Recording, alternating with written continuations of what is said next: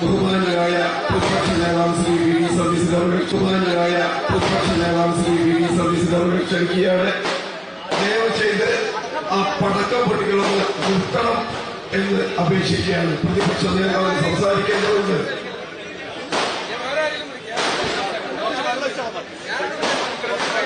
ഈ ഫ്രണ്ടിൽ കൂടി നിൽക്കുന്ന ആളുകളൊന്ന് മാറിക്കൊണ്ട് ആ പടക്കം പൊട്ടിക്കലൊന്ന് നിർത്തണം. ഇനി പുതിയ പടക്കം പൊട്ടിക്കരുത്. വളരെ നിർബന്ധമായി പറയുന്നു, പടക്കം പൊട്ടിക്കൽ നിർത്തണം. ഈ സ്വീകരണം കൊണ്ട് തന്നെ ഒരു കാര്യം വ്യക്തമാണ്.